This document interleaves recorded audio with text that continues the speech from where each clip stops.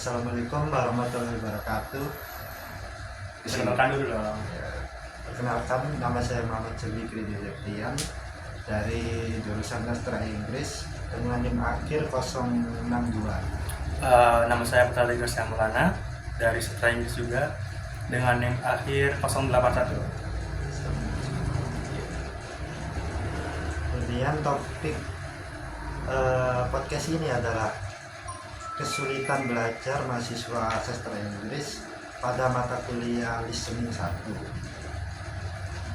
Kemudian apa saja sih kesulitan belajar yang pernah Anda alami selama menjadi mahasiswa matkul ini? Untuk matkul listening yang susah tuh seperti kadang-kadangnya yang ini ya kurang jelas gitulah. Soalnya kan aksennya berbeda sama yang sering kita tonton sehari-hari, sama audionya tuh kayak agak burem-burem gitu. Kadang kecepatan gitu Ya, kadang cepat, kadang gitu. ya, asennya aneh, kayak Katanya aneh.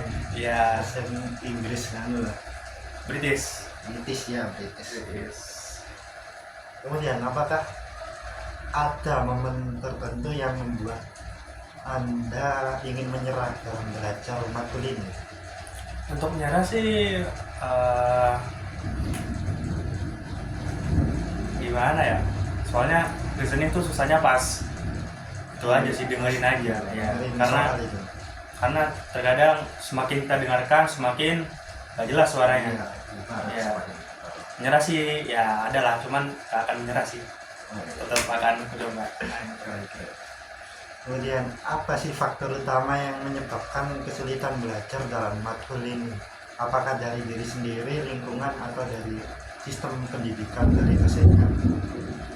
Mungkin dari diri sendiri ya, soalnya habis kelas listening saya tuh nggak dengerin ulang gitu dari materi dosen. Jadi mungkin kesulitannya di situ aja sih, karena diri sendiri aja yang belum mau belajar untuk mendengarkan meresum matkul tersebut.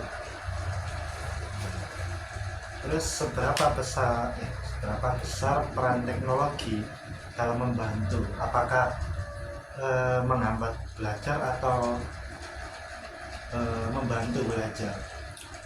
Kalau teknologi sih, ini kan listening ya, jadi kita perlu mendengarkan aja sih. Untuk seperti AI kayaknya kurang membantu deh, karena benar-benar mengandalkan diri kita sendiri. Ya, maka mengandalkan pendengaran. Betul, untuk pendengaran sendiri. Kemudian, apakah multitasking menjadi solusi atau malah menambah masalah menurut Anda?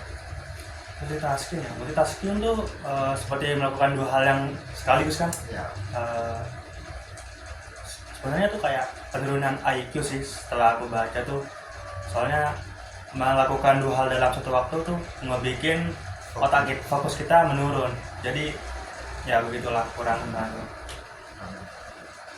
Kemudian menurut Anda apakah kampus menyediakan fasilitas atau program untuk membantu mahasiswa yang kesulitan belajar?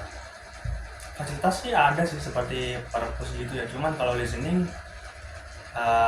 kayaknya nggak ada deh. Soalnya benar-benar dari kita sendiri sih. Ya. Kemudian seberapa penting dukungan dari teman atau keluarga dalam mengatasi kesulitan belajar? Penting banget, karena saat kita ingin menyerah, ingatlah keluarga yang mensupport. Keluarga pasti mensupport lah.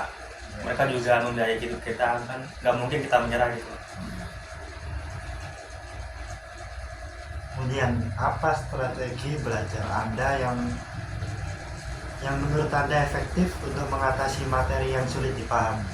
Untuk mengatasi materi yang sulit dipahami, sebenarnya cukup dengan belajar aja sih. Seperti setelah matkul kalian bisa belajar di kosan sendiri atau di rumah sendiri gitu, mengulang materi yang ada. Cukup itu aja sih.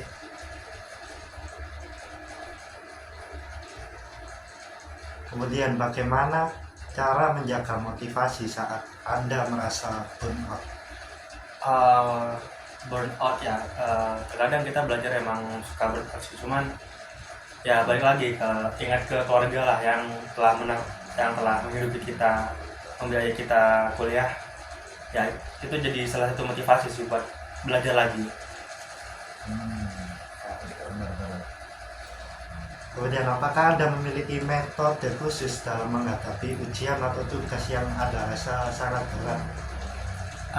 Saya biasanya belajar 1 malam sebelum ujian sih, itu aja.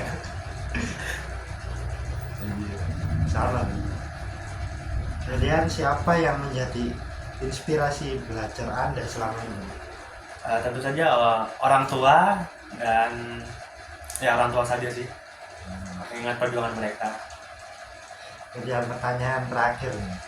Apa saran Anda untuk mahasiswa lain yang sedang mengalami kesulitan belajar? Untuk mahasiswa lain yang mengalami kesulitan belajar, kalian cobalah untuk belajar dengan teman-teman yang lain, jangan hanya kuliah pulang atau ya kupu-kupu begitulah. Kalian cari relasi untuk belajar bersama, ya intinya cari relasi aja untuk kelompok belajar sendiri yang menurutmu lebih baik, yang terbaik gitulah. Oke Mas, terima kasih atas waktu Anda dalam menjawab pertanyaan saya. Assalamualaikum warahmatullahi wabarakatuh. Waalaikumsalam warahmatullahi wabarakatuh. Ada guys. Dadah.